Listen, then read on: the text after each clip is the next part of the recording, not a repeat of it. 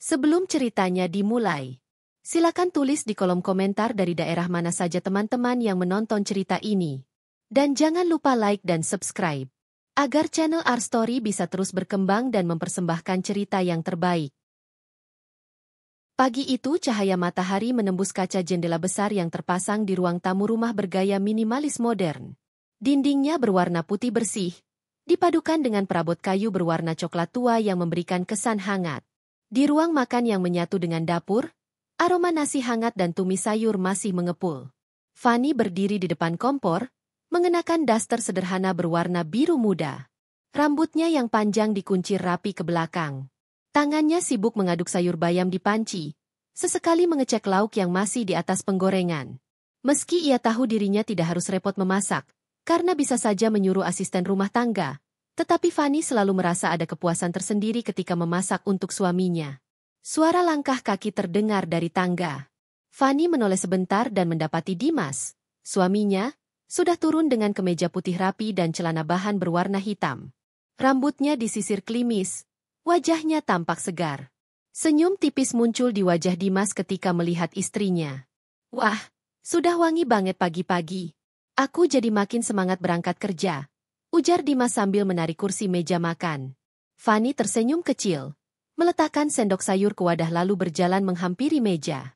"Ya harus dong. Aku nggak mau kamu berangkat kerja cuma dengan perut terisi roti saja. Katanya kemarin kamu sempat pusing di kantor karena telat makan." Dimas terkekeh. Iya, aku salah. Untung ada kamu yang selalu ingat." Fanny duduk di hadapannya, menuangkan nasi ke piring suaminya. "Aku masakin sayur bayam sama ikan goreng kesukaanmu. Cepat dimakan, sebelum dingin." Dimas mengangguk sambil mengambil sendok. Suasana meja makan pagi itu begitu hangat. Tidak ada pertengkaran, tidak ada ketegangan, seolah rumah tangga mereka adalah gambaran sempurna bagi siapa saja yang melihat. Fanny menatap wajah suaminya lama-lama, lalu tersenyum. Dalam hati ia selalu bersyukur telah menikah dengan Dimas. Meski berasal dari latar belakang berbeda, ia dari keluarga berada, sedangkan Dimas anak pegawai biasa, cintanya tulus. Ia tidak pernah peduli pada status, selama hatinya merasa nyaman. Nanti sore pulangnya jangan malam-malam ya," ucap Fanny tiba-tiba. Dimas berhenti mengunyah sebentar. "Kenapa? Ada acara?" "Aku mau ngajak kamu jalan. Kita sudah lama nggak pergi berdua. Rasanya kayak pacaran lagi. Hehe." Dimas menatapnya sebentar, lalu tersenyum tipis. "Boleh deh. Aku usahain pulang cepat. Tapi kalau ada rapat mendadak, kamu jangan marah, ya?" "Aku ngerti kok. Kerja itu penting. Tapi aku cuma kangen aja kita ngobrol di luar rumah, makan di tempat favorit kita." Obrolan mereka terhenti sebentar ketika suara ponsel Dimas berbunyi di saku celana. Ia segera mengeluarkannya dan membaca sekilas pesan yang masuk. Ekspresi wajahnya sekilas berubah, namun cepat sekali ia sembunyikan dengan senyum. "Siapa?" tanya Fanny penasaran. "Teman kantor. Nanyain laporan kemarin. Nggak penting kok." Dimas segera menyimpan ponselnya kembali dan melanjutkan sarapan. Fanny tidak menaruh curiga sedikit pun. Baginya, Dimas adalah pria yang jujur dan bisa dipercaya. Ia justru merasa bangga karena punya suami yang begitu rajin bekerja. Setelah sarapan selesai, Dimas pamit berangkat. Fanny membantu merapikan dasi suaminya, lalu mengantarnya sampai ke pintu. Sebelum keluar, Dimas mengecup kening istrinya. "Jaga diri baik-baik di rumah. Aku berangkat dulu." Fanny tersenyum. "Hati-hati di jalan." Mobil sedan hitam milik Dimas perlahan meninggalkan halaman rumah. Fanny menatapnya hingga hilang dari pandangan, lalu kembali masuk ke rumah. Ia duduk di sofa ruang tamu, mengambil ponsel, dan mulai memeriksa pesan dari beberapa temannya. Hari itu ia berencana pergi ke butik untuk melihat koleksi baju terbaru. Selain itu, ia juga ingin mampir ke rumah orang tuanya yang tidak jauh dari sana. Jam 11 siang, bel rumah berbunyi. Fanny yang sedang duduk membaca buku segera bangkit. Ia membuka pintu, dan terlihat seorang wanita muda berdiri di sana dengan senyum manis. "Assalamualaikum, Kak." "Waalaikumsalam. Rani, kamu datang juga akhirnya," jawab Fanny senang. Ia segera memeluk adiknya. Rani adalah adik kandung Fani. Usianya terpaut 4 tahun lebih muda. Wajahnya cantik, kulitnya putih, tubuhnya langsing. Meski masih lajang, Rani sering datang ke rumah Fani untuk sekadar mengobrol atau menginap. "Kamu sendirian? Nggak sama teman?"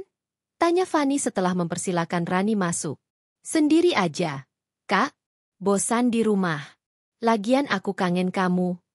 Fani tersenyum haru. "Ya ampun, adikku manis sekali. Ya sudah, sini duduk dulu. Aku bikinin minum." Mereka menghabiskan waktu siang itu dengan ngobrol ringan. Rani bercerita tentang pekerjaannya di sebuah butik kecil, tentang teman-temannya, dan tentang rencananya ke depan. Fani mendengarkan dengan sabar, sesekali memberi saran. "Kalau kamu serius kerja, aku yakin kamu bisa buka butik sendiri suatu hari nanti," kata Fani dengan semangat.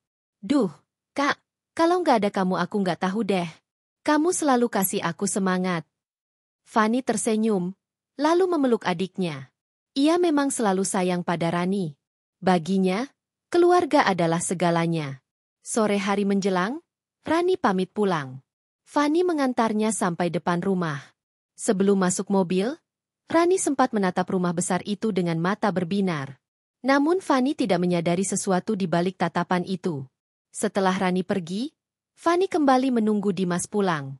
Jam menunjukkan pukul 6 sore. Ia sudah menyiapkan pakaian cantik untuk makan malam di luar bersama suaminya. Namun hingga jam 8 malam, Dimas belum juga datang. Teleponnya tidak diangkat, pesan singkat pun tidak dibalas. Fani mulai gelisah. Ia duduk di ruang tamu sambil memainkan ujung selendangnya. Ketika jam menunjukkan pukul 9 malam, suara pintu depan akhirnya terdengar. Dimas masuk dengan wajah sedikit lelah. "Maaf, sayang. Aku ketahan rapat dadakan. Nggak bisa ditinggal." Fani mencoba tersenyum meski ada rasa kecewa. "Ya sudah, nggak apa-apa. Aku tadi sudah siap-siap, tapi mungkin lain kali aja." Dimas mendekat, mencium pipi istrinya. "Maaf ya. Aku janji minggu depan kita pasti jalan berdua." Meski sedikit kecewa, Fani tidak ingin memperpanjang masalah. Ia memilih diam dan menemani Dimas makan malam di rumah. Malam itu mereka mengobrol sebentar sebelum akhirnya beristirahat di kamar. Fani tidur dengan perasaan campur aduk. Senang karena bisa menghabiskan waktu dengan adik dan suaminya, tapi juga sedikit kecewa karena rencananya batal. Namun ia tetap yakin bahwa rumah tangganya baik-baik saja. Ia tidak pernah menaruh curiga sedikit pun. Pagi kembali datang dengan rutinitas yang sama. Fani terbangun lebih dulu dari Dimas, seperti biasanya. Ia menyiapkan sarapan, merapikan meja makan, dan menyalakan musik lembut dari radio kecil di dapur. Bau harum nasi goreng tercium hingga ke lantai atas, membuat suasana rumah terasa hangat. Dimas turun dengan langkah tergesa, dasinya setengah terikat. Fani mendekatinya, membantu merapikan simpul dasi itu dengan senyum lembut. "Kamu nggak pernah berubah ya, selalu terburu-buru," ucap Fani. Dimas tertawa kecil. "Kalau nggak ada kamu, mungkin aku sudah berangkat ke kantor dengan dasi miring." Mereka sarapan bersama. Obrolan ringan menghiasi meja makan. Namun kali ini Fani memperhatikan sesuatu yang berbeda.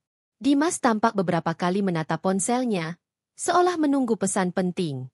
Fani sempat bertanya, tetapi Dimas menjawab singkat. "Teman kantor, nanyain laporan." Setelah Dimas berangkat, Fani berencana pergi ke rumah orang tua mereka bersama Rani. Kebetulan Rani sudah janji untuk datang pagi itu. Sekitar jam 10, Rani muncul dengan gaun berwarna merah muda. Rambutnya tergerai indah, wajahnya dipoles make-up tipis, membuatnya tampak lebih segar daripada kemarin. "Kak, maaf telat. Tadi aku mampir dulu ke toko," kata Rani sambil masuk ke rumah. Fani tersenyum. "Nggak apa-apa. Kamu kelihatan cantik banget hari ini." Rani terkekeh. "Masa sih? Ah, kakak bisa aja." Mereka pun pergi bersama ke rumah orang tua. Dalam perjalanan, Fani menyetir sambil sesekali mengobrol. Rani tampak lebih banyak diam, sesekali hanya menanggapi dengan senyum. "Ada apa? Kamu kelihatan murung," tanya Fani. "Enggak, Kak. Aku cuma lagi mikirin kerjaan aja. Kadang capek juga." Fani mengangguk. "Kalau capek, istirahat. Jangan terlalu dipaksa. Ingat, kesehatan lebih penting. Sesampainya di rumah orang tua, sambutan hangat langsung terasa. Ibu mereka sudah menunggu di teras dengan wajah sumringah. Mereka berbincang, makan siang bersama, tertawa mengenang masa lalu. Fanny merasa begitu bahagia melihat keluarganya berkumpul. Namun, di sela-sela kebersamaan itu, Rani sempat memandang Fanny dengan tatapan yang sulit diartikan. Ada rasa iri yang samar, meski cepat sekali ia sembunyikan dengan senyum manis ketika Fanny menoleh. Siang itu berlalu dengan cepat. Menjelang sore, Fanny dan Rani kembali ke rumah besar milik Fanny. Begitu masuk, Rani langsung berbaring di sofa ruang tamu. Enak banget rumahmu, Kak. Adem, luas, nyaman. Rasanya betah kalau tinggal di sini terus, ucap Rani sambil menghela napas. Fanny duduk di sampingnya. Ya kalau kamu mau, sering-sering aja datang. Rumah ini terbuka buat kamu. Rani menoleh, senyumnya samar. Kamu beruntung banget, Kak. Punya rumah besar, suami baik, hidup serba ada. Fanny menghela napas. Itu semua bukan tentang beruntung, Ran. Aku juga berusaha, belajar, bekerja keras. Lagian, rumah tangga itu bukan cuma soal harta. Ada banyak yang harus dijaga. Kalau enggak, semuanya bisa hancur. Ucapan itu membuat Rani terdiam sejenak. Ia menatap kakaknya dengan tatapan yang sulit dijelaskan, antara kagum dan entah, ada sesuatu yang disembunyikan di balik matanya. Menjelang malam, Dimas pulang lebih awal dari biasanya. Fanny gembira, ia segera menyambut suaminya. Ada Rani juga. Ujar Dimas sedikit terkejut melihat adik iparnya masih duduk di ruang tamu. Rani bangkit, tersenyum manis. Iya, Kak. Aku tadi main sama Mbak Fanny. Sekalian nginap, nggak apa-apa kan? Fanny langsung menjawab, nggak apa-apalah.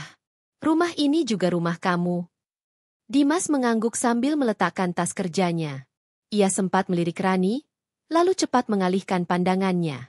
Fanny tidak menyadari tatapan singkat itu, sibuk membawakan air minum.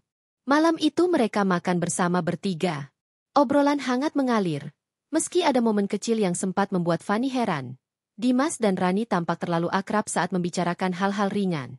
Mereka tertawa bersama, bahkan saling melempar candaan. Wah, kalian berdua kayak udah kenal lama banget, komentar Fanny sambil tersenyum. Rani menjawab cepat, ya kan kita sering ketemu juga, Kak. Jadi ya gitu, enak aja ngobrolnya. Fanny mengangguk tanpa rasa curiga. Ia justru senang melihat suaminya bisa akrab dengan keluarganya. Menurutnya, itu tanda bahwa rumah tangganya harmonis. Namun, malam semakin larut, dan di kamar tidurnya, Fanny sempat merenung. Ia merasa aneh dengan kedekatan Dimas dan Rani, tapi buru-buru ia menepis pikiran itu. Mungkin cuma perasaanku aja. Mereka kan keluarga juga. Gumamnya pelan sebelum memejamkan mata. Di luar kamar, di ruang tamu yang sudah sepi, Rani duduk sendirian. Ponselnya berbunyi, ia segera membuka pesan yang masuk. Senyum samar muncul di wajahnya. Lalu ia mengetik balasan cepat. Sesaat kemudian, suara langkah kaki terdengar dari arah dapur. Rani menoleh, dan itu adalah Dimas. Keduanya saling bertukar tatap singkat sebelum berpura-pura tidak terjadi apa-apa. Namun di balik semua itu, sesuatu perlahan mulai tumbuh. Sesuatu yang belum disadari Fanny sama sekali. Hari berganti, suasana rumah Fanny tetap terlihat damai. Dari luar, orang-orang yang mengenalnya pasti iri. Rumah besar, perabot mewah, suami tampan, kehidupan yang mapan. Namun jauh di dalam, ada hal-hal kecil yang mulai mengganggu batinnya. Pagi itu Fanny kembali menyiapkan sarapan. Ia sudah terbiasa bangun lebih pagi daripada Dimas. Di ruang dapur, ia menata meja makan dengan rapi. Nasi uduk hangat, telur dadar, tempe orek, dan sambal buatan sendiri. Aroma masakan memenuhi ruangan. Dimas turun dengan wajah agak pucat. Matanya sembab, seolah kurang tidur. Kamu begadangnya semalam? Tanya Fanny sambil menuangkan teh hangat ke cangkir. Dimas mengusap tengkuknya. Iya, kerjaan numpuk banget. Sampai larut aku masih harus revisi laporan. Oh, pantas. Tapi jangan sering-sering begadang, nanti sakit. Kamu kan sering sakit kepala kalau kurang tidur. Dimas hanya mengangguk. Ia duduk di kursi, tapi tidak langsung mengambil sendok. Ia malah membuka ponsel, mengetik cepat, lalu meletakkannya terbalik di atas meja. Fanny sempat melirik, tapi menahan diri untuk tidak bertanya lebih jauh.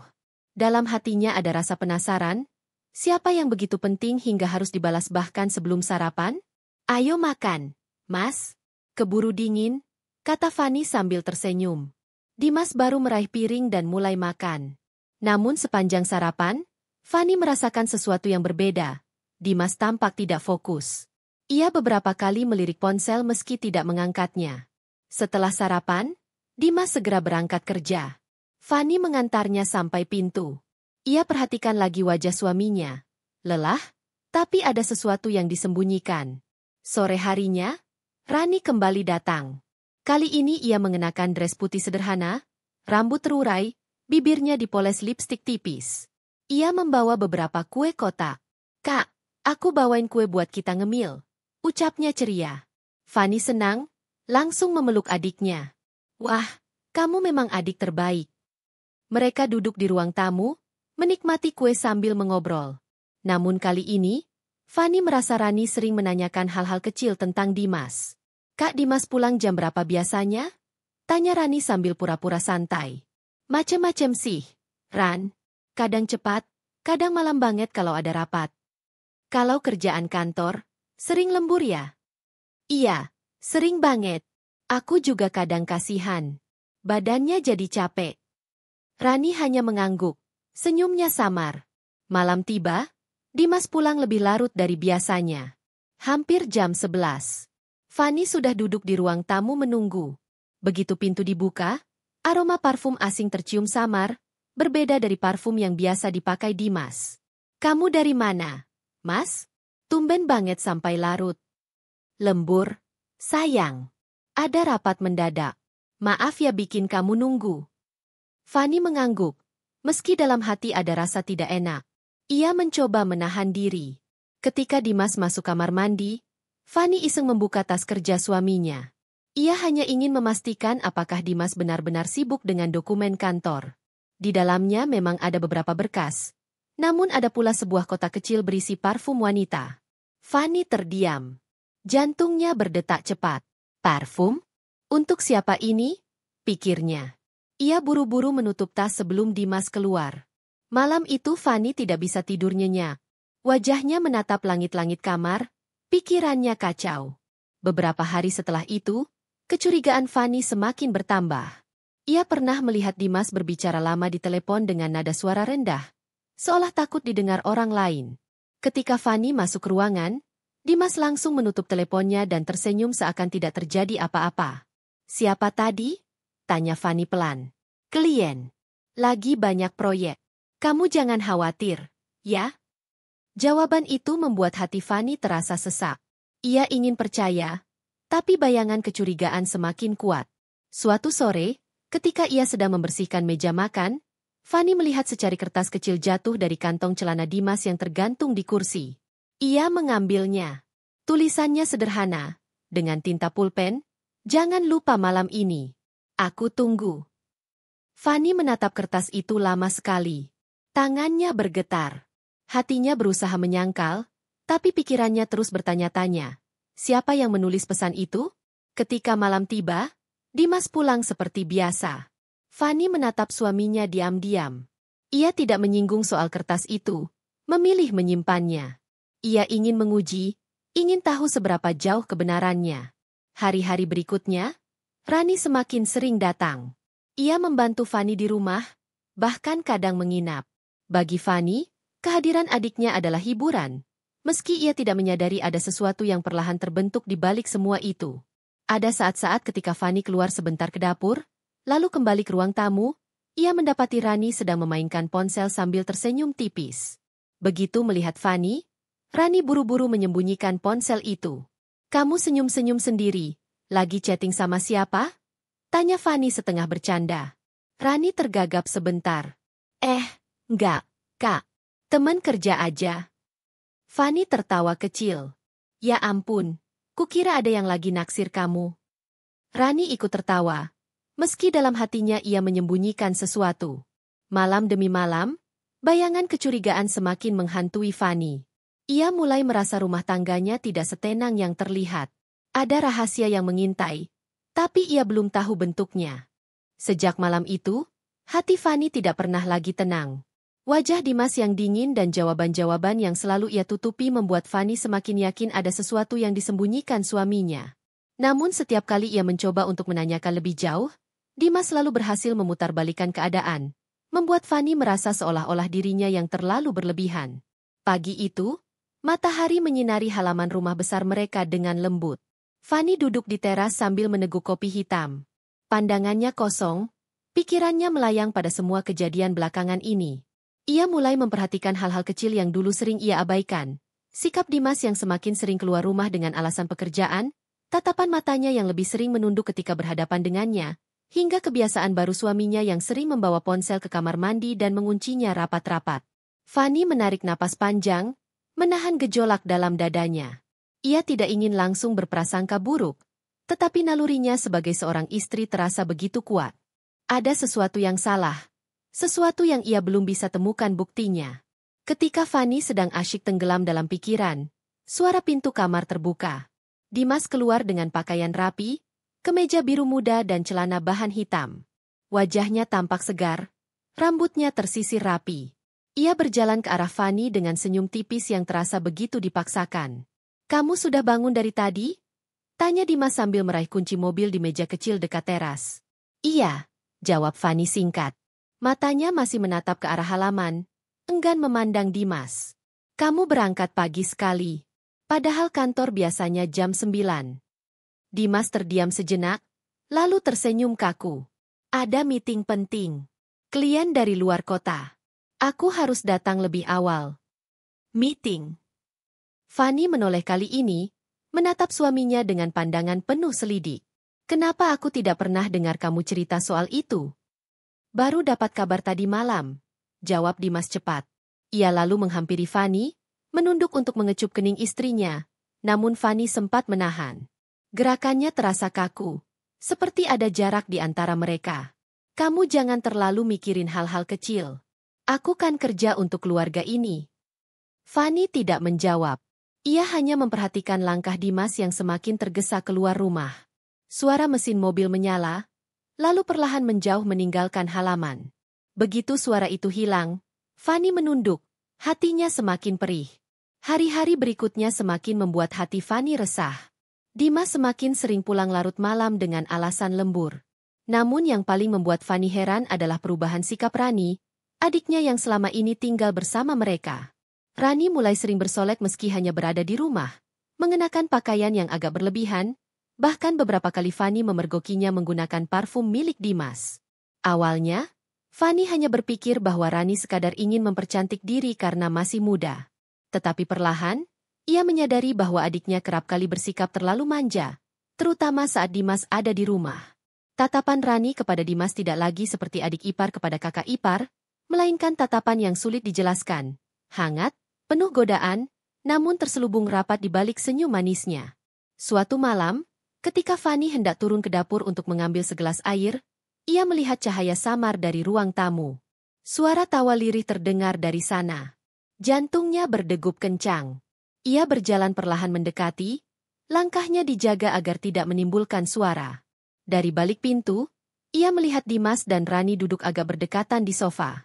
Rani tertawa kecil, menutupi mulutnya dengan tangan, sementara Dimas menunduk, wajahnya begitu dekat dengan adiknya. "Jangan di sini. Nanti kakakmu lihat," bisik Rani, namun senyumannya tidak bisa disembunyikan. Dimas hanya mengangguk, lalu berdiri dengan wajah penuh keseriusan. Mereka berdua kemudian berpisah, seakan tidak terjadi apa-apa. Fanny berdiri kaku di balik pintu.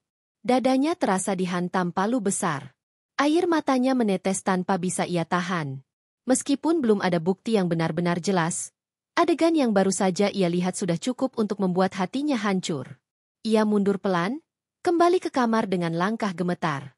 Sepanjang malam ia tidak bisa tidur, hanya memandang ke langit-langit kamar sambil menahan tangis. Keesokan harinya, Fanny mencoba bertindak seolah tidak terjadi apa-apa. Ia menyiapkan sarapan seperti biasa, menyapa Dimas dengan senyum tipis, dan berbicara dengan Rani layaknya seorang kakak. Namun jauh di dalam hatinya, ia sedang menyusun kekuatan. Ia tidak boleh gegabah. Ia harus mengumpulkan bukti yang lebih nyata. Saat Dimas pamit berangkat kerja, Fanny berpura-pura mengangguk tenang. Begitu mobil suaminya keluar dari halaman, Fanny segera menoleh ke arah Rani yang masih duduk di meja makan. "Rani," panggilnya dengan suara tenang. Rani menoleh, tersenyum manis seperti biasa. "Iya, Kak. Kamu akhir-akhir ini sering sekali keluar malam ya?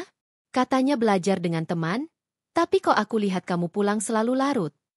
Rani terdiam sejenak, lalu tersenyum kaku. "Ah, itu cuma ikut teman ke kafe. Belajar sambil nongkrong. Kak, aku nggak bohong kok." Fanny memperhatikan wajah adiknya dengan saksama. Ada kegugupan kecil di sana, tapi Rani pandai menutupinya. Fanny menghela napas, tidak ingin memancing pertengkaran. "Baiklah, tapi jangan terlalu sering. Kakak khawatir." Hari itu, Fanny bertekad untuk mulai mencari tahu sendiri.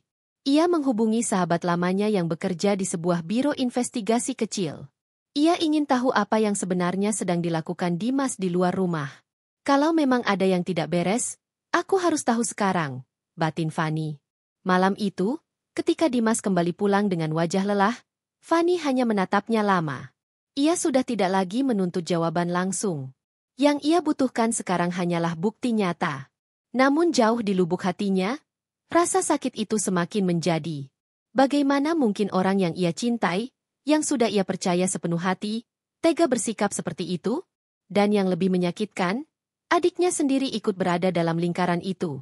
Hari-hari Fanny semakin berat sejak ia mulai menyimpan kecurigaan besar terhadap suami dan adiknya. Ia berusaha tetap tegar, menunjukkan wajah normal di hadapan keduanya. Padahal hatinya terus bergejolak setiap kali melihat mereka berdua dalam satu ruangan. Di luar pengetahuan Dimas dan Rani, Fanny telah menghubungi sahabat lamanya, Fajar, yang kini bekerja di sebuah biro kecil yang biasa menangani kasus pengawasan dan investigasi. Fajar adalah teman kuliah Fanny yang dulu sempat sangat dekat dengannya sebelum ia menikah. Meski sudah lama tidak berhubungan, Fajar masih menyimpan rasa hormat dan perhatian kepada Fanny. "Kamu yakin ingin aku lakukan ini, Fan?" Suara Fajar terdengar di telepon, tenang namun penuh rasa khawatir. "Aku harus tahu, Jar," jawab Fanny dengan suara bergetar. "Aku nggak bisa terus hidup dalam kebohongan. Kalau memang benar Dimas ada main di belakangku, aku harus siap." Hening sejenak terdengar di seberang. Fajar menghela napas panjang. "Baiklah, aku akan mulai cari tahu. Aku punya beberapa orang yang bisa memantau gerak-gerik Dimas. Tapi Fan, kamu juga harus siap dengan apapun hasilnya. Karena kadang kebenaran bisa lebih menyakitkan daripada dugaan." Fanny menutup mata, air matanya jatuh begitu saja. "Aku sudah siap, Jar. Aku lebih baik terluka oleh kebenaran daripada terus dibodohi oleh kebohongan."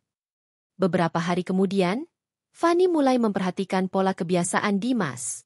Setiap sore, suaminya berpura-pura pulang terlambat dengan alasan rapat kantor.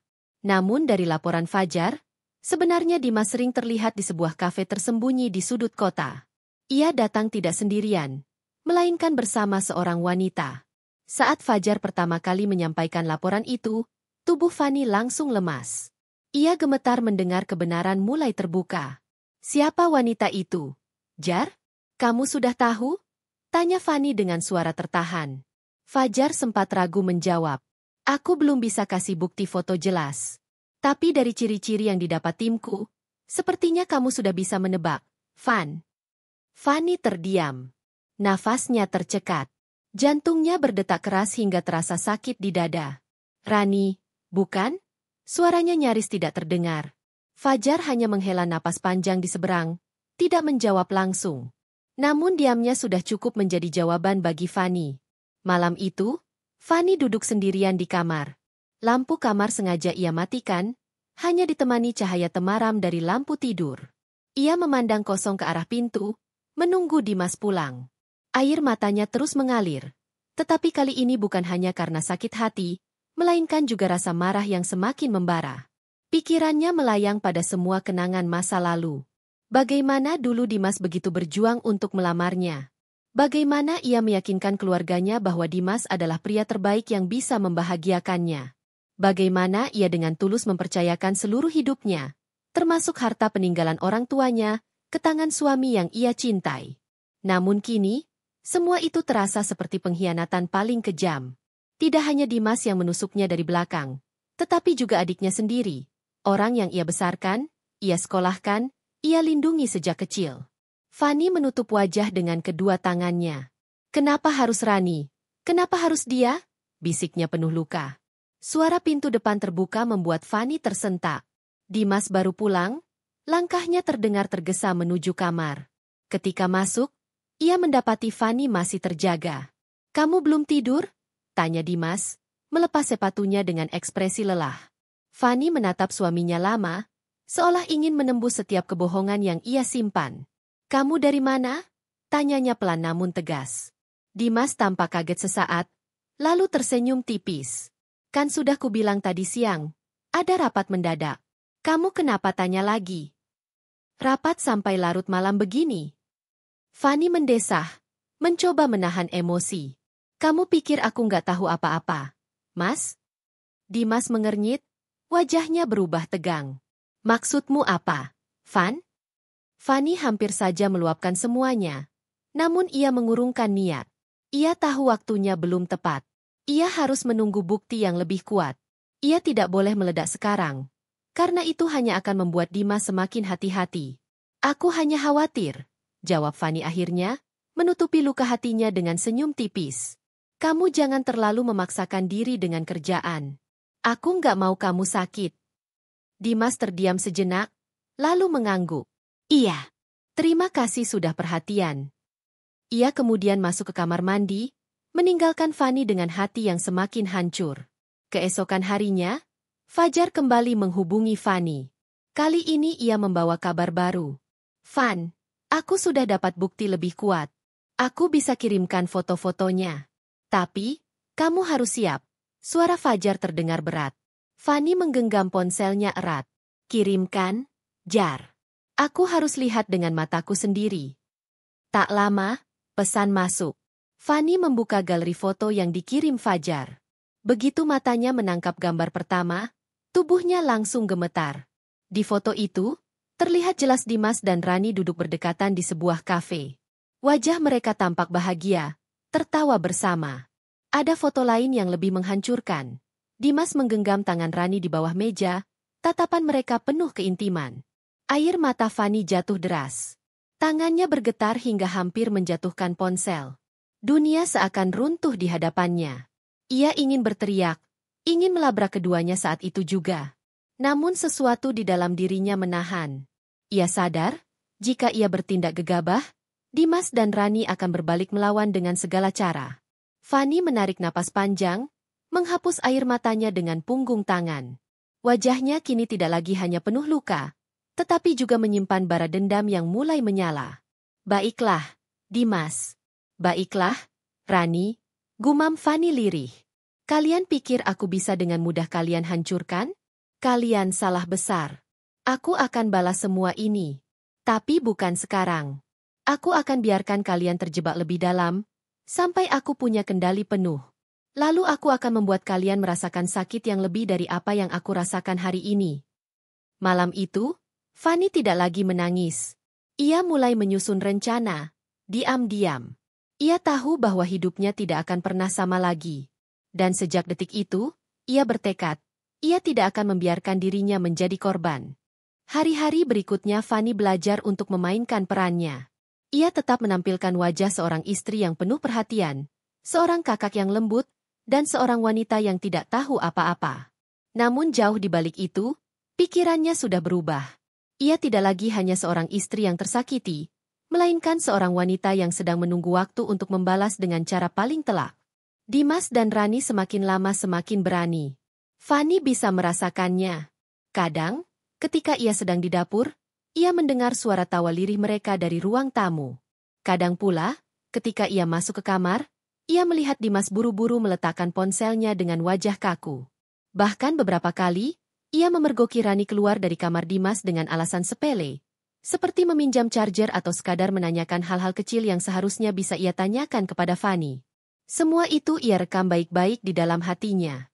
Ia tidak lagi menangis setiap malam. Ia sudah kehabisan air mata. Yang tersisa kini hanyalah bara amarah yang semakin membakar. Suatu sore, Fanny duduk di kamarnya sambil menatap laptop yang terbuka.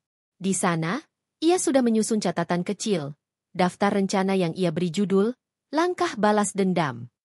Tulisan itu sederhana, tapi isinya penuh detail. Mengumpulkan bukti sebanyak mungkin.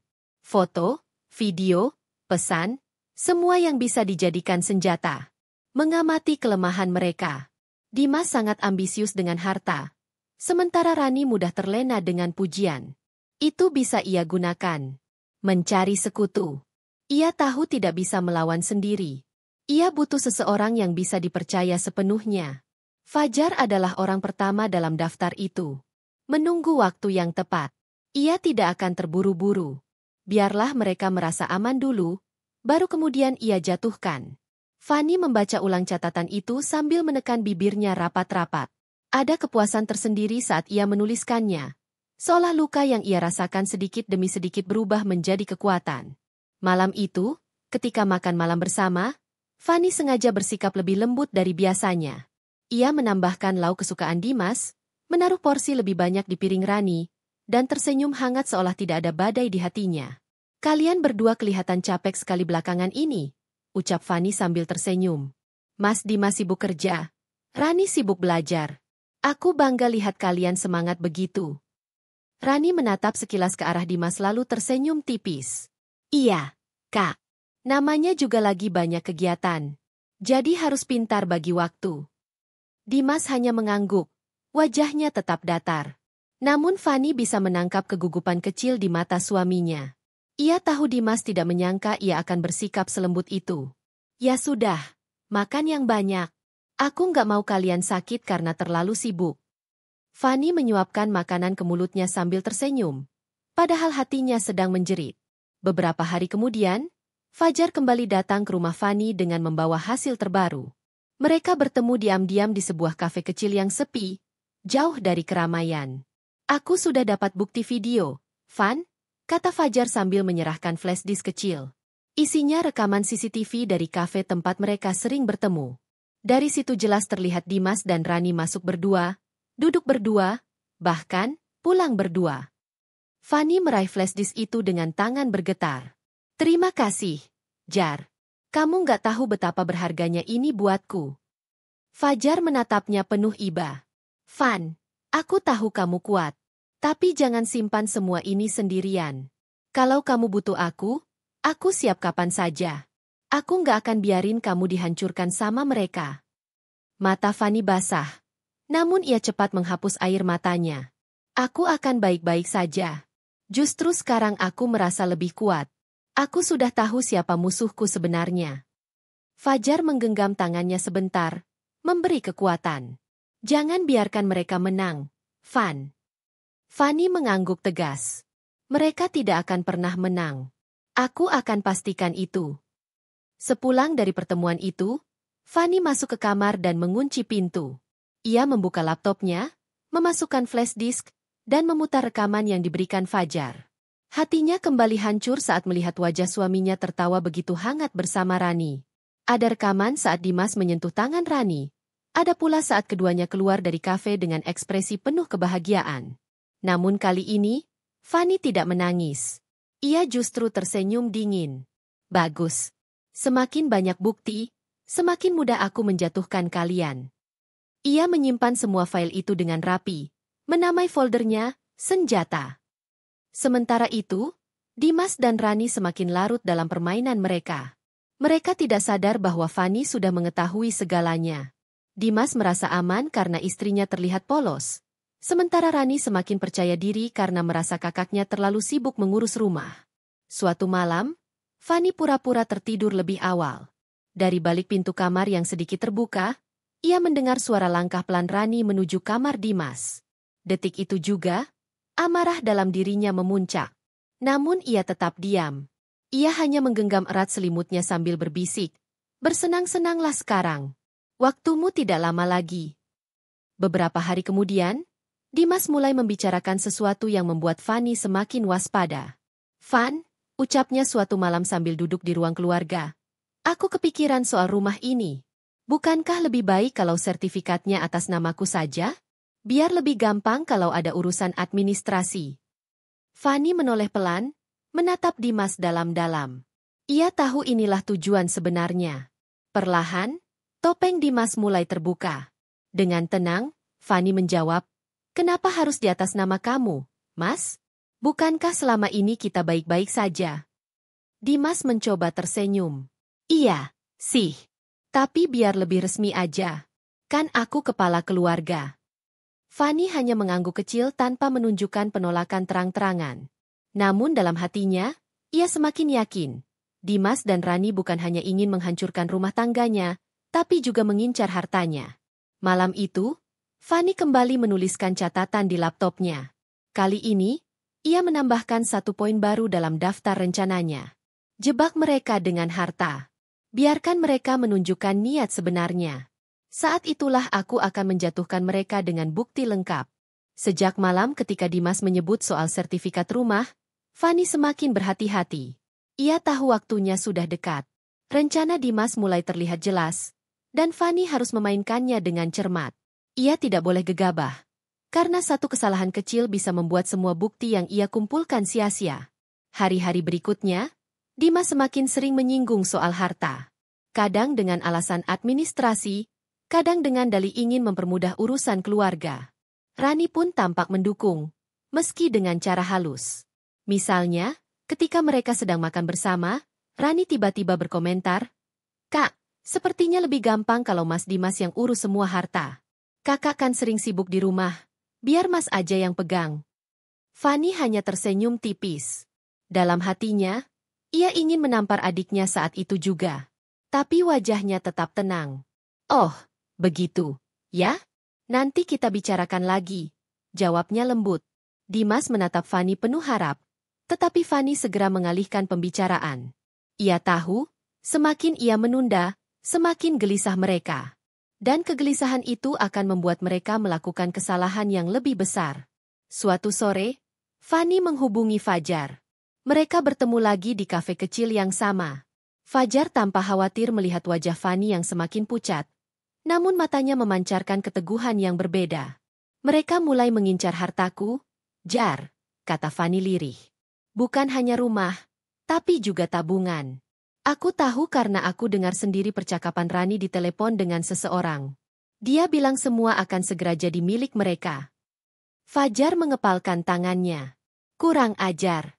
Jadi selama ini bukan cuma soal perasaan, tapi juga uang dan harta. Van, kamu nggak boleh diam lagi." Fanny mengangguk. "Aku nggak akan diam. Aku ingin kamu bantu aku menyusun jebakan. Aku akan biarkan mereka merasa hampir berhasil. Lalu saat itu aku buka semua bukti. Aku ingin mereka hancur di hadapanku." Fajar menatapnya lama. Ada kekaguman sekaligus rasa iba dalam sorot matanya. "Kamu jauh lebih kuat dari yang kukira, Van. Baiklah, aku akan bantu. Tapi kamu harus janji, jangan pernah sendirian menghadapi mereka. Aku takut mereka akan bertindak lebih nekat." Fanny tersenyum tipis. "Aku janji. Aku nggak akan sendirian." Beberapa hari kemudian, Dimas kembali membicarakan soal rumah.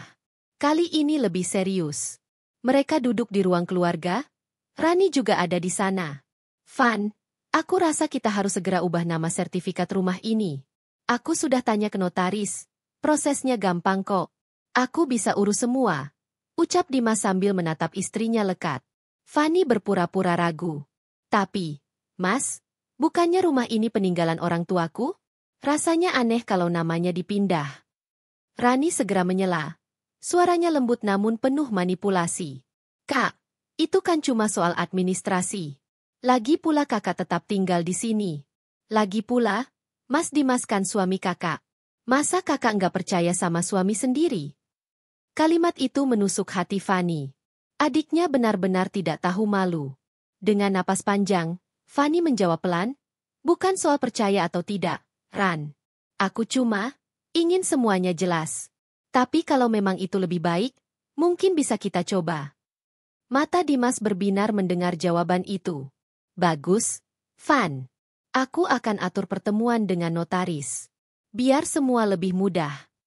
Fanny tersenyum samar. Dalam hatinya, ia menahan tawa getir. Ya, atur saja, Mas. Aku sudah siapkan jebakan untuk kalian. Malam itu, setelah semua tidur, Fanny duduk sendirian di kamarnya. Ia membuka laptop, kembali memandangi folder senjata. Bukti-bukti perselingkuhan Dimas dan Rani sudah lebih dari cukup. Foto, video, rekaman suara, semua ada di sana. Kini, yang ia butuhkan hanya momen tepat untuk mengungkapnya. Ia menuliskan catatan baru di bawah daftar rencananya. Biarkan mereka terjebak dalam urusan sertifikat. Saat semua proses hampir selesai, bongkar bukti perselingkuhan di depan orang-orang penting. Biarkan mereka jatuh bukan hanya di hadapanku, tapi juga di hadapan dunia luar. Beberapa hari kemudian, Dimas benar-benar mengatur pertemuan dengan seorang notaris. Fanny diminta ikut serta. Saat itu, Rani dengan alasan penasaran ikut menemani. Di kantor notaris, Dimas berbicara dengan penuh percaya diri, menjelaskan bahwa sertifikat rumah akan dipindah ke atas namanya. Notaris sempat menoleh kepada Fanny, bertanya apakah ia benar-benar setuju. Fanny menatap Dimas, lalu tersenyum kecil. Saya butuh waktu sebentar untuk pikirkan lagi, katanya tegas. Dimas tampak kecewa, tapi ia berusaha menutupinya. Rani jelas tidak bisa menyembunyikan kekesalannya. Kak, kenapa ragu lagi? Bukannya kemarin kakak sudah bilang setuju. Fanny menoleh ke adiknya, menatap dengan pandangan menusuk. Aku cuma ingin yakin, Ran. Semua butuh proses. Notaris akhirnya menunda pertemuan itu. Dimas dan Rani terpaksa pulang dengan wajah masam. Namun Fanny tahu, semakin ia tarik ulur, semakin mereka terdesak. Dan semakin mereka terdesak, semakin mereka menunjukkan kebusukan mereka dengan jelas. Malam itu, Fanny duduk di beranda, menatap langit malam. Hatinya masih penuh luka, tapi kini ada rasa puas yang pelan-pelan tumbuh. Ia bisa merasakan bahwa waktunya semakin dekat. Aku akan biarkan kalian merasa menang sebentar. Setelah itu, aku yang akan berdiri tegak melihat kalian runtuh. Bisiknya pelan, senyum dingin terukir di wajahnya. Hari-hari setelah pertengkaran besar di rumah terasa begitu mencekam bagi Fanny. Rumah yang dulunya selalu hangat dengan tawa dan percakapan ringan kini terasa dingin, sepi, dan penuh curiga. Dimas lebih sering menghabiskan waktunya di luar, pulang larut malam dengan alasan pekerjaan yang semakin menumpuk. Fanny hanya bisa menahan hati, menatap punggung suaminya yang semakin menjauh. Di sisi lain, Mira semakin berani menunjukkan dirinya di hadapan Fanny. Perempuan itu kini kerap ikut campur dalam urusan rumah tangga, bahkan tanpa diminta. Ia sering muncul tiba-tiba di rumah, dengan dalih ingin membantu, padahal niatnya jelas bukan sekadar itu. Mas Dimas, aku bawain makanan kesukaanmu. Aku masak sendiri. Loh? Ucap Mira suatu sore ketika Dimas baru saja pulang. Perempuan itu menyodorkan kotak makanan dengan wajah penuh senyum, seolah tidak menyadari keberadaan Fanny yang berdiri hanya beberapa langkah di belakang mereka. Fanny menahan napas.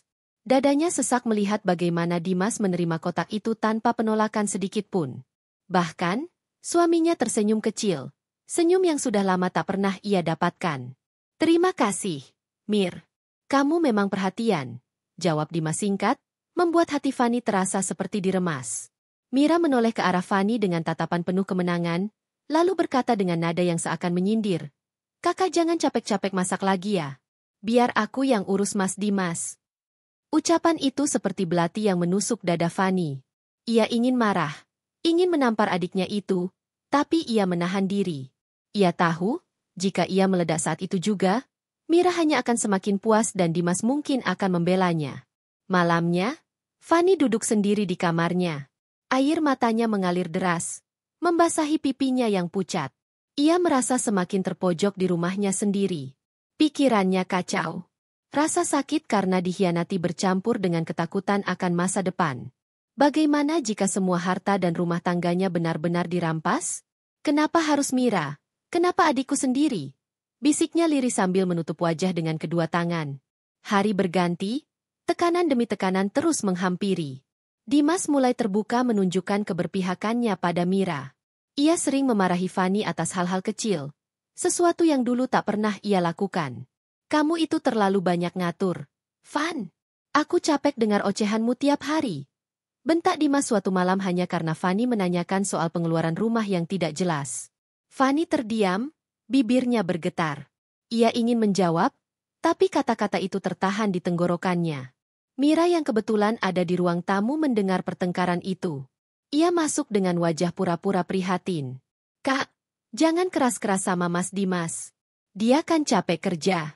Kakak harusnya ngerti perasaan suami sendiri. Ucapan itu membuat Fanny semakin ingin menjerit. Adiknya sendiri dengan terang-terangan ikut campur urusan rumah tangganya, bahkan seolah menyalahkannya. Dalam kesendirian, Fanny mulai berpikir keras. Ia tahu dirinya tidak boleh terus-menerus menjadi korban.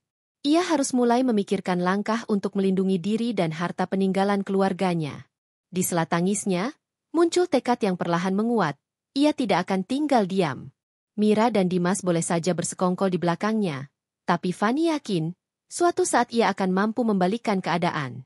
Namun untuk saat ini, ia harus sabar, harus pandai menyusun strategi. Ia tak boleh gegabah. Malam itu, ia duduk di depan meja rias, menatap wajahnya yang terlihat pucat dan lelah di cermin. Ia menyeka air mata, lalu berbisik pada dirinya sendiri dengan suara serak. Aku tidak akan kalah. Aku akan balas semua yang kalian lakukan. Detik itu juga, lahir sebuah api kecil di dalam hatinya. Api yang akan membakar segala kepedihan dan menggantinya dengan kekuatan. Fanny mungkin masih terpojok sekarang, tapi ia tahu, waktu akan membuktikan siapa yang sebenarnya akan kalah. Hari-hari yang dilalui Fanny semakin berat. Pagi yang dulu terasa hangat kini hanya menjadi rutinitas dingin tanpa senyum. Ia bangun, menyiapkan sarapan, lalu duduk sendiri menatap meja makan yang sepi. Dimas jarang pulang tepat waktu, dan ketika pulang pun hanya singgah sebentar untuk mandi lalu pergi lagi entah kemana.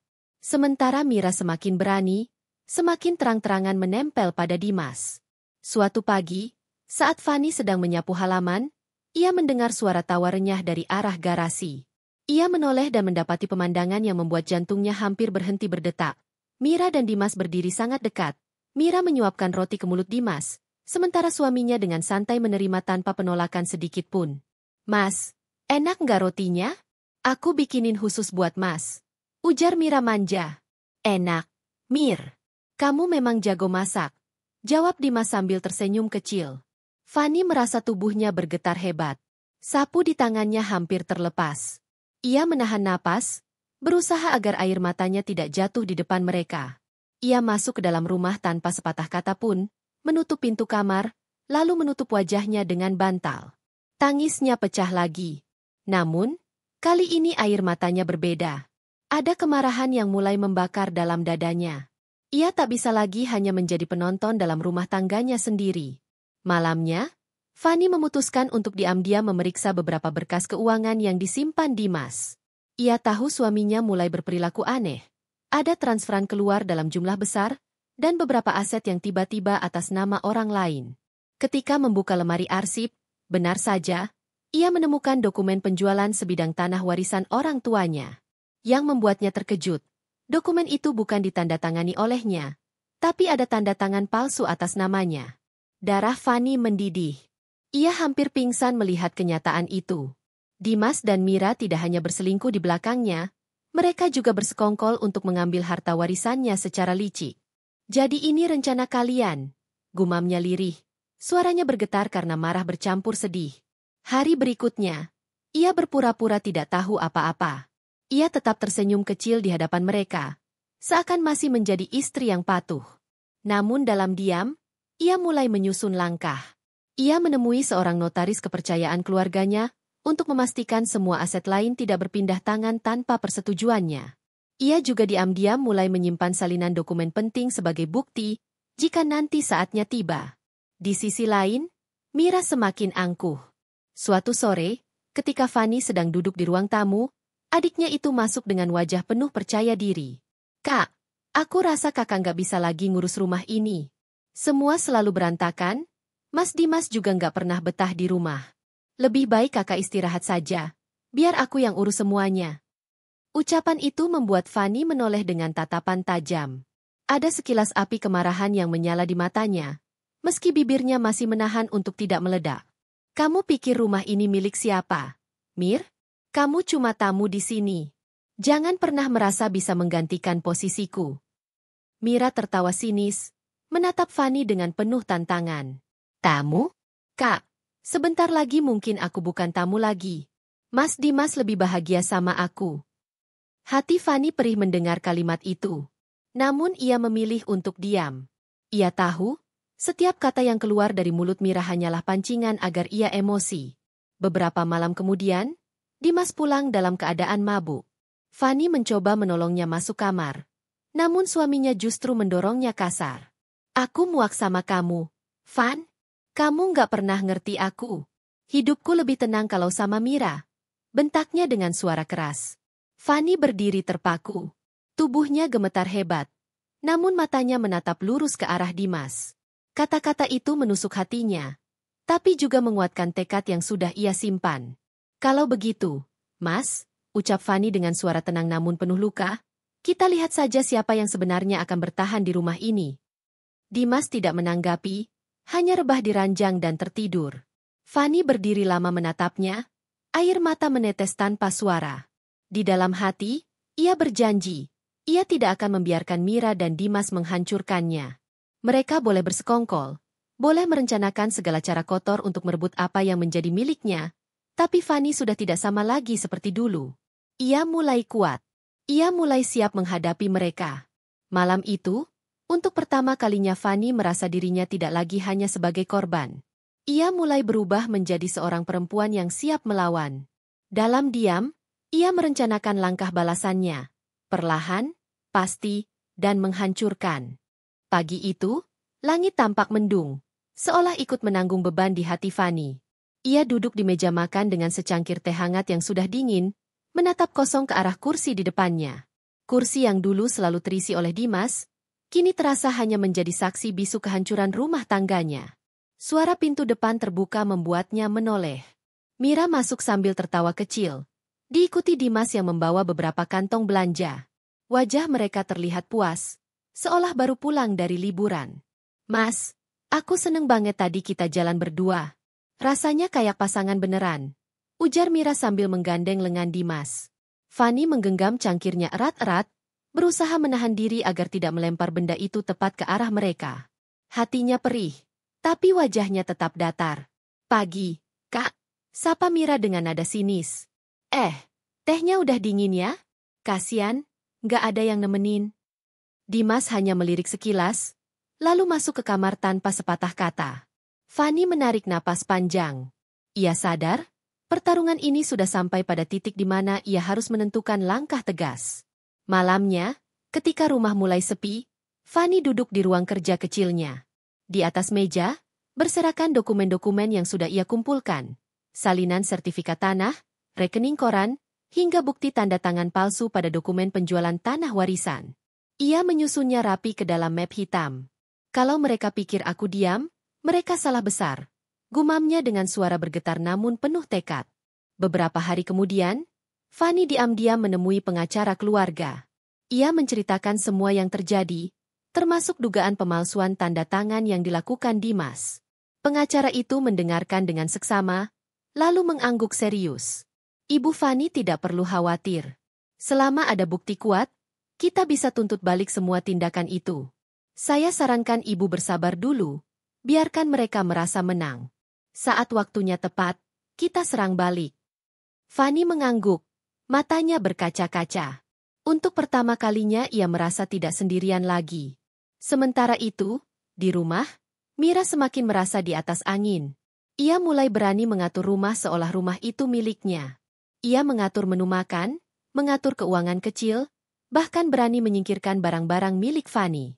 Suatu sore, Fanny masuk ke kamar tamu dan mendapati beberapa pakaiannya sudah dipindahkan tanpa izin. Mira berdiri di sana dengan wajah penuh tantangan. Kak, aku pikir lebih baik barang-barang kakak dipindah. Biar aku lebih leluasa ngurus rumah. Lagian, Mas Dimas juga nggak pernah keberatan aku tinggal di sini. Fanny menatap adiknya dengan mata merah, namun ia menahan emosi. Mira, jangan lupa siapa yang pemilik sah rumah ini. Jangan pernah berpikir kamu bisa menggantikan posisiku. Mira tertawa kecil. Kak, aku nggak cuma berpikir. Aku yakin sebentar lagi aku akan jadi nyonya rumah ini. Kakak tinggal tunggu waktu.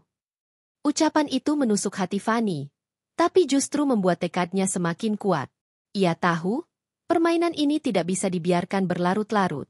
Beberapa hari kemudian, Dimas mengajukan perceraian secara sepihak. Surat itu disodorkan ke Fanny dengan wajah dingin. Kita sudah nggak cocok lagi, Van. Lebih baik kita berpisah. Semua ini demi kebaikan kita. Fanny menatap surat itu lama. Tangannya bergetar, tapi matanya menatap lurus ke arah Dimas. Semua ini bukan demi kebaikan kita, Mas. Ini hanya demi ambisi kamu dan Mira. Tapi ingat, aku tidak akan pergi dengan tangan kosong. Dimas terdiam sesaat, lalu berbalik meninggalkannya. Malam itu, Fanny menangis lagi, tapi tangisan kali ini berbeda. Ia menangis bukan karena putus asa, melainkan karena marah dan tekad yang membara. Ia sudah siap melawan habis-habisan. Ia teringat pesan pengacaranya, biarkan mereka merasa menang. Nanti saat waktunya tiba, kita balikan semua. Fanny menghapus air matanya, lalu berdiri di depan cermin. Wajahnya tampak lelah, tapi di matanya ada sinar baru. Sinar perempuan yang tidak lagi mau diinjak-injak. Aku akan balas semua yang kalian lakukan, bisiknya lirih. Aku akan buat kalian menyesal seumur hidup. Dan malam itu, untuk pertama kalinya, Fanny benar-benar merasa siap. Perang yang sebenarnya baru saja dimulai. Beberapa bulan telah berlalu sejak badai itu mengguncang hidup Fanny. Perjalanan panjang penuh air mata, pengkhianatan, dan luka kini mulai menemukan titik terang. Sidang demi sidang yang melelahkan akhirnya membuktikan kebenaran. Bukti pemalsuan tanda tangan, dokumen transfer aset, dan kesaksian beberapa pihak membuat hakim menjatuhkan putusan yang berat bagi Dimas dan Mira. Semua harta warisan yang sempat dipindahkan kembali ke tangan Fanny, sementara Mira dan Dimas harus menanggung malu di depan publik dan keluarga besar. Di ruang sidang terakhir, Fanny berdiri tegak dengan mata berkaca-kaca. Ia menatap ke arah Dimas dan Mira yang duduk dengan wajah tertunduk, kalah dan hancur. Hatinya perih, tapi ada sedikit rasa lega. Aku pernah mencintaimu, Mas, dan aku pernah mempercayaimu, Mira. Tapi kalian memilih menusukku dari belakang. Semoga kalian belajar dari kehancuran ini, ucap Fanny lirih sebelum meninggalkan ruang sidang. Di luar, udara terasa lebih segar. Matahari bersinar terang, seolah ikut menyambut kebebasan barunya. Ia melangkah keluar dengan langkah mantap, meninggalkan bayangan masa lalunya di belakang. Kini Fanny menjalani hidup dengan lebih tenang. Ia mulai membangun kembali dirinya, bukan hanya sebagai istri atau kakak yang dikhianati, melainkan sebagai perempuan kuat yang mampu berdiri di atas luka. Di setiap langkahnya, ia membawa pelajaran berharga, bahwa cinta bisa hancur, keluarga bisa berkhianat, tapi dirinya sendiri adalah kekuatan yang tidak boleh runtuh. Dan di balik senyum tipisnya, tersimpan janji pada dirinya sendiri. Ia tidak akan pernah lagi membiarkan siapapun meruntuhkan hidupnya.